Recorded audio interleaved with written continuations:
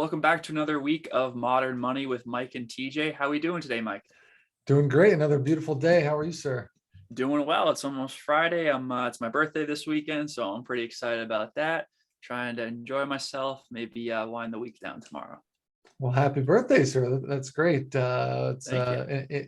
What is it? The 10th anniversary of your 21st birthday, right? Or something like that. Yeah, I still got one more year of my 20s, so feeling pretty good about that. But trying to make the most of it. That's great. All right, what do we got today? Yeah, so today we're going to talk about our favorite personal finance or finance books in general, some of the things that have kind of shaped and influenced our thoughts on money and just kind of why we're in financial planning. So I'd love to hear about some of the books you've read, and we're going to go back and forth and just talk. I know we've read some similar books, so I'd love to hear your perspective, but you can start us off for your personal finance books. Absolutely. No, I love that topic, and I think we'll probably have a few of the same and a few different ones. When I think about personal finance books, I try to think about different categories, right? Like where some are like maybe more investing specific or more budgeting specific. Yeah. So I guess maybe I'll start at the ground floor, right? In my opinion, maybe the ground floor would be like around just like basic habits and saving, budgeting. So I think one of the first ones that come to my mind is The Millionaire Next Door. It's a book I really enjoyed. It's a book my wife really enjoyed. This is not really her ideal genre. Let's just say that. And you've read that one? I actually have not read that one, so I'll be interested to hear you. I'm familiar with it, but I have not read it. Absolutely. And I think the quick summary would be when we think of millionaires, right? We think of like the fancy cars, right? Oh, this person must be a millionaire. Or the fancy cars, fancy houses, fancy things, right? When if you look at the data, right, and this is maybe a little outdated. I forget when this book came out, maybe 20 years ago. So Sure. adjust for inflation. But when you look at the data of who is a millionaire, right, it's like information such as like the average millionaire drives a car that maybe I'm forgetting the numbers, but maybe 7 years old on average, right? So they're not the brand new nice ones. They're a little older, right? Maybe it's been used for a while. It's usually a couple, right? Maybe there's I think the most common some of the most common professions, right? It goes in maybe it's, one person might be in business at some medium level, and then maybe a spouse might be like a teacher or something like that, right? And again, we think of like the lawyers, the doctors, the BMWs, but in reality it's these sort of normal everyday people that do the basic things over the long run.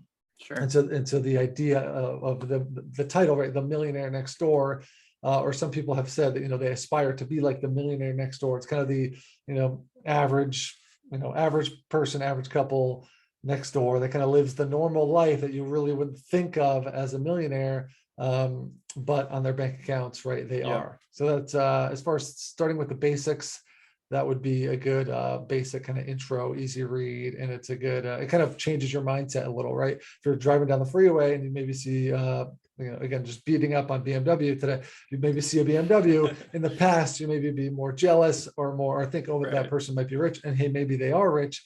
But you read this book and like, maybe maybe they're in a lot of debt, right? It's like we just don't know. Yeah, anybody can do payments, right, on a car. They don't have to own it outright. Exactly. And yeah, you hear stories of like social media stars like renting out like a private jet for an hour just to take pictures in it, right? It's like, maybe that person's just doing a test drive, right? Exactly. It's very easy to fake it. Yeah, I agree. So that makes sense to me. And I know we've probably experienced that in our careers, just like with people who, maybe they don't look like they have a ton of money, but again, wealth is what you don't see. When you see those fancy things, that's actually wealth leaving their investment accounts, their bank accounts, because they're displaying it. So yeah, just because you see something, that does not indicate like a true level of wealth there. And like to your point about kind of like the everyday people or the millionaire next door, it's not really a personal finance book, but Atomic Habits, which I think you may have read as well. Just that idea of like these micro habits that we build up over time, they compound over long stretches, and that not just with money, but money is a really good example because the more you live below your means, the less you actually need from your investments. And then the more you're able to let that compound and grow over time, which goes to your point of, why somebody who's not displaying all their wealth, why they end up having more wealth. But in that same vein, one of my favorite books is The Psychology of Money by Morgan Housel. I love reading his stuff on an ongoing basis anyways, but his book was really good. I know you've read it as well, just about looking back at history and looking at different situations where, basically when people were greedy, how that impacted them, just really thinking about what wealth means and how money can be used as a tool for you to free up your time. Like, how do you really define wealth? One of the big things that, he believes in is just like, there's no substitute for peace of mind. So, having cash, right, from a traditional, finance view, you might say that's a drag on the growth of my net worth, or I could be investing more. But having that cash gives you the peace of mind to know that no matter what happens in financial markets, you're going to be able to weather that storm for, 6, 12 months, whatever you need. And then also giving you that optionality to choose how to spend your time, because ultimately how you're able to spend your time is a true, sense of wealth, right? You can make a ton of money, but if you don't have any time because you're working all the time to make that money, then are you really that wealthy? So it's really about defining like how much is enough for you. That was kind of my main takeaway from the book, and just, understanding kind of also, it's not just about like making a bunch of money in investments, it's about the sustainability of those returns, because you want to be able to compound those returns over a long time frame. So you can have a great year or a great couple of years, but then if you lose, have a huge drawdown, then you can negate all those gains. And so it's not just about returns, it's about getting the highest returns, for the longest amount of time, sustainably. So I'd like to hear, I know you've read as well, so I'd love to hear your thoughts. Yep, no, glad you brought that up, and I couldn't agree more. It's an amazing book. It's a great book. He's a great writer. And for anyone listening that hasn't read it, I believe that it was pretty short. There was a lot of chapters, but the chapters were short. They're mostly storytelling. So it's probably the most entertaining.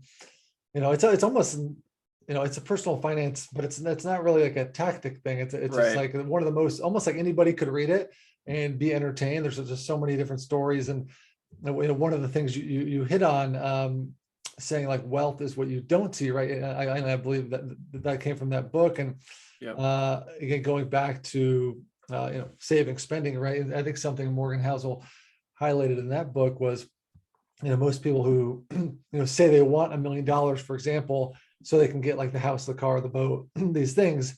He was saying, well, they don't really want $1 million, right? What they really want is to spend $1 million. And he was like, spending $1 million is the exact opposite of having $1 million. But no, couldn't agree more. Great book. Love the book. Great storytelling. And yeah, it's overall. That was definitely one of my faves. For sure. For sure. What's next on your list? Let's see.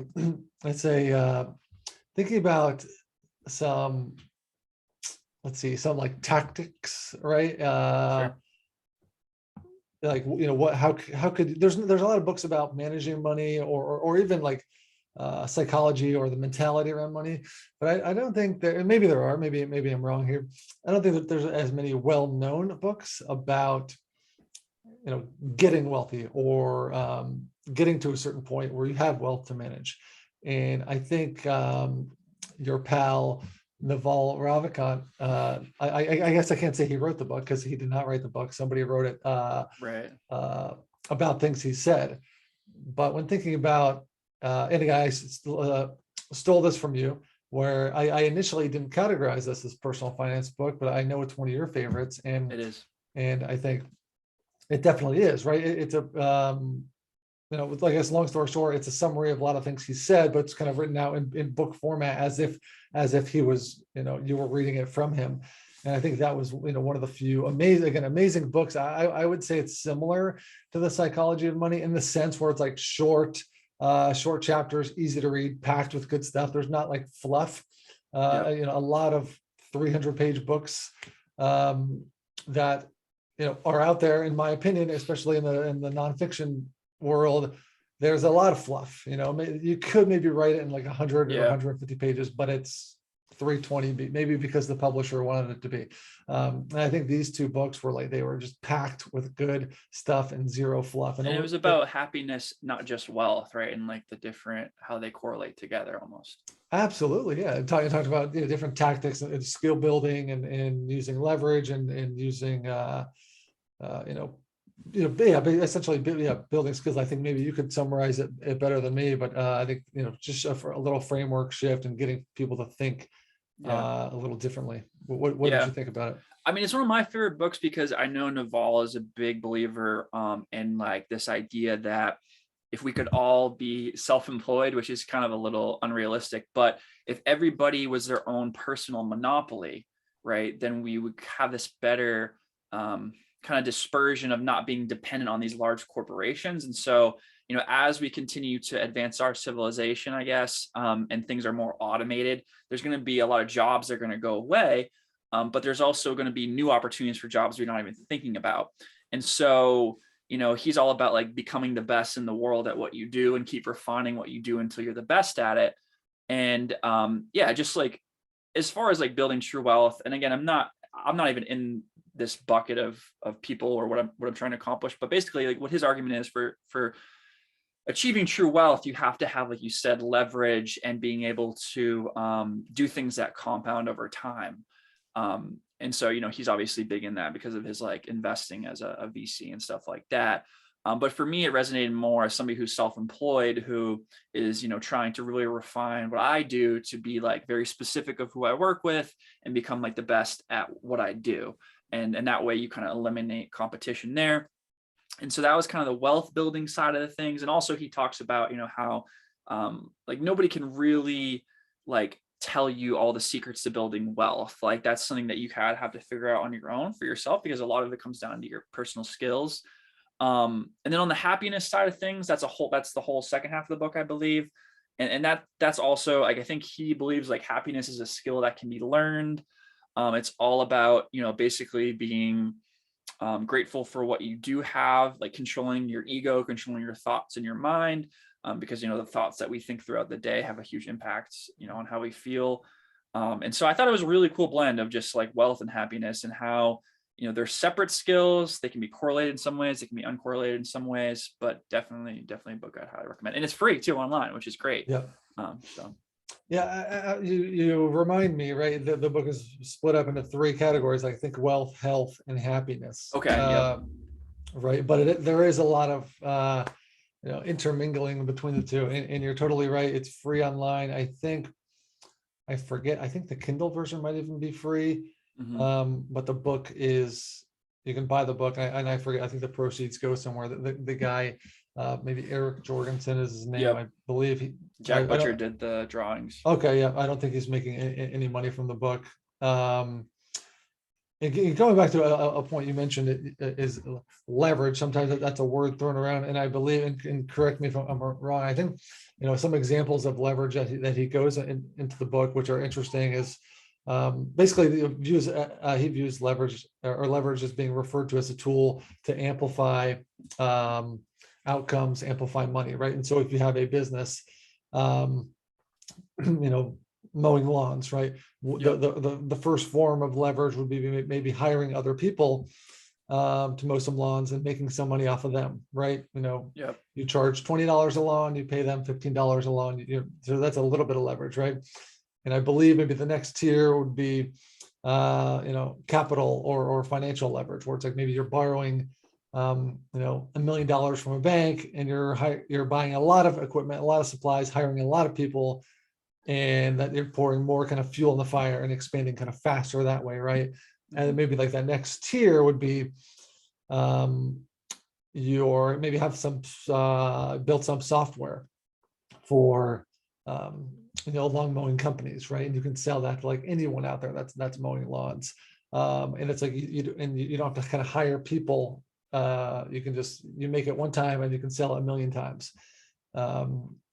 And even like media, right? He talks about media, right? Even what you and I are doing, right? We're having one conversation, we're recording this one time, and then maybe in a few hours, in a few weeks, in a few months, in a few years, someone might be listening to this, right? We may be sitting in a cafe having lunch, and someone is listening to this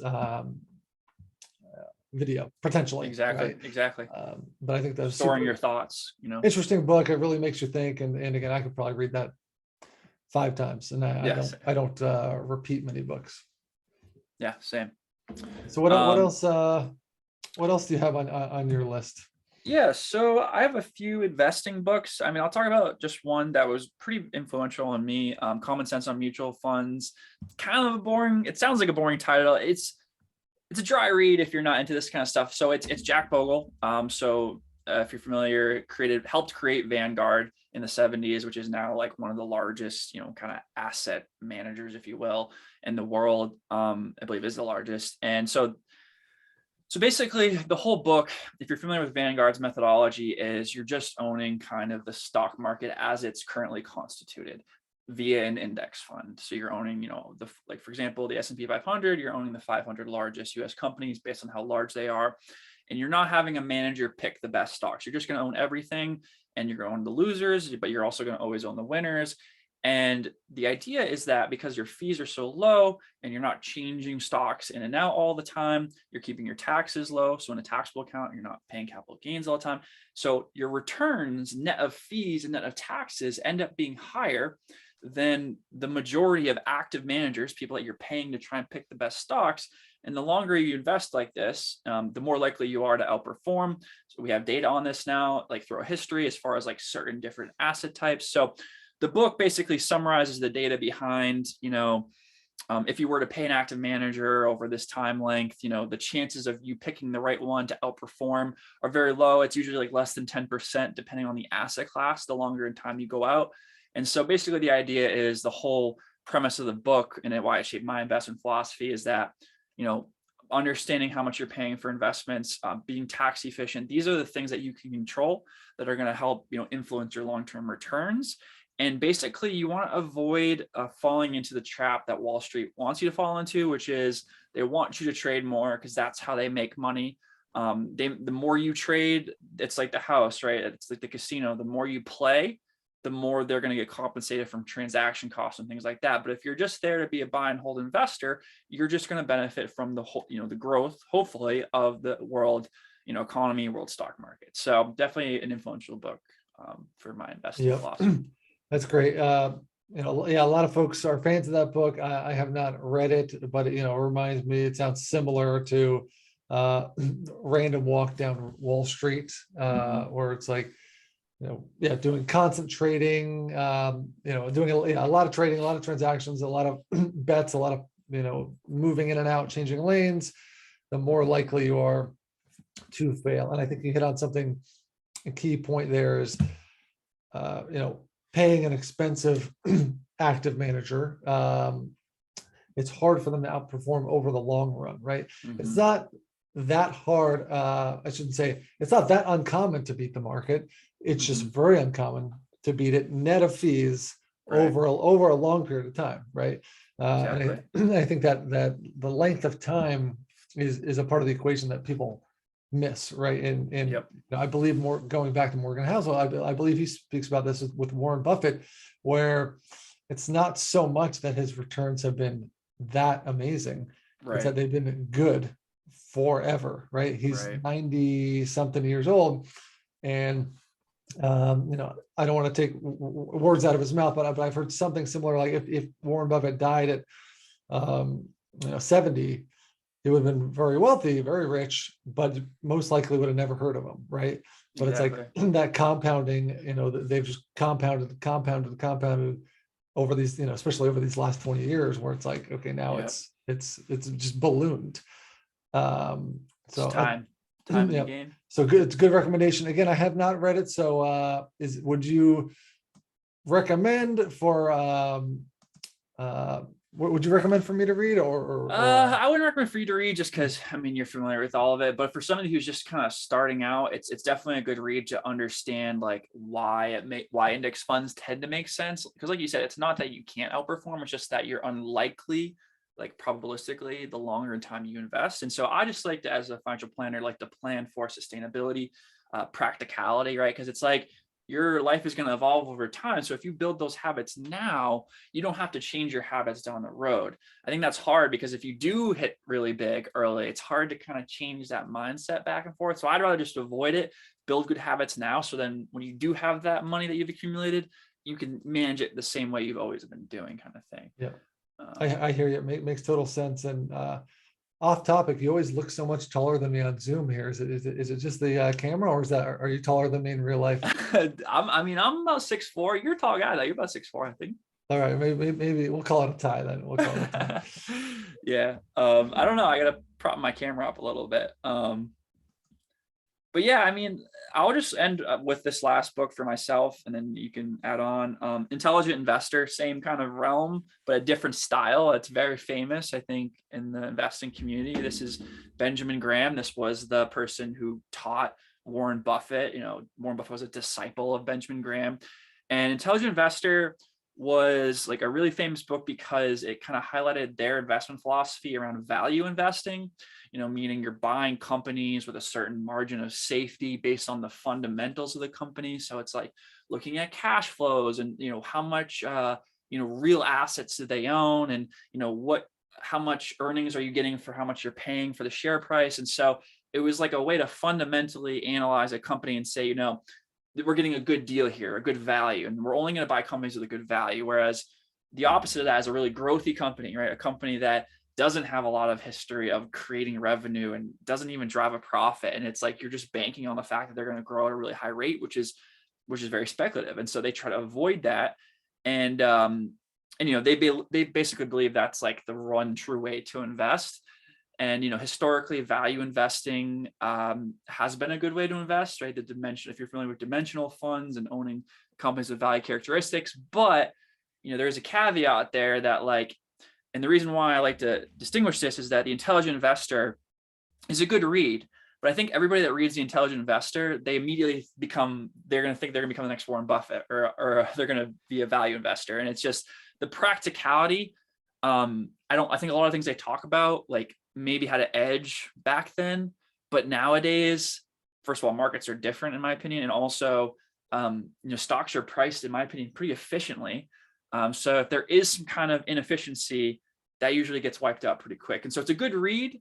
I just don't think it's a very practical read, if that makes sense. Yep. I hear you. I have not read it, but I've heard the same. I've heard similar feedback where it's like great book, but general principles, but a little bit outdated, right? It's like and there's so much money in the space. It's so competitive, right? The odds of us, looking through the newspapers right back in the day and finding some random company that is valued way lower than the actual assets, right? Finding some railroad company that the rail cars are worth more than what the stock is trading at, right? It's like the odds of us finding that today, knock on wood, probably not going to happen. So that, and just like the way markets work today with the sharing of information, back then they weren't able to share information. There wasn't social media, there wasn't the internet. So unless you had access, there was definitely a gatekeeper to access to information. Nowadays, everybody has access to pretty similar information. And also, there are examples of companies like Tesla where it's it's not about the fundamentals. It's about because of social media and cult following, there's a lot more that goes into kind of the animal spirits of, which I actually have read as well. That's a good book, of how markets work. So, yeah, that's great. So I think the last one or two on my list, I definitely got to throw Rich Dad Poor Dad in there. Great book, a little bit polarizing, right? I think when you're referring to the author, but as far as the book, I think it's a great book. It's highly referenced. If I've listened to certain investing interviews, it's a highly referenced book. And I think going back to the Almanack of Naval, Ravikant, that's another book, Rich Dad Poor Dad, where it kind of shifts your thinking a little bit, shifts your framework.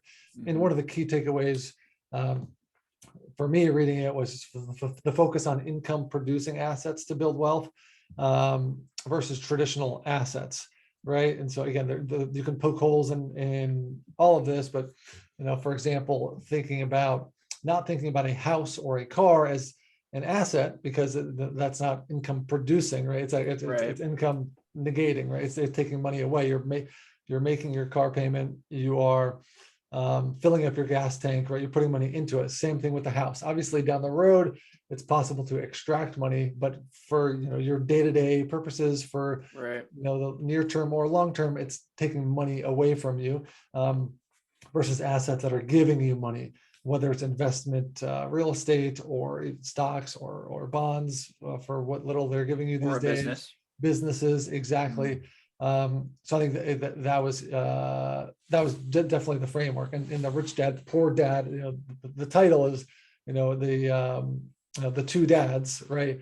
And one kind of did everything right, the career, the 401k, the kind of traditional path, and then the other dad did the opposite, or not the opposite, other things, where owned a business, sort of like didn't own a house but was buying some rental properties, kind of thing. And then on paper, one was doing more of the right things, but on the balance sheet, it at the end of their life, it was there was one dad had a lot of money coming in from the assets in retirement and lived a certain quality of life, right? Again, not better or worse, but as far as like framework and get you thinking, that was a mind shifting book at the time when I read it. I was maybe like 23.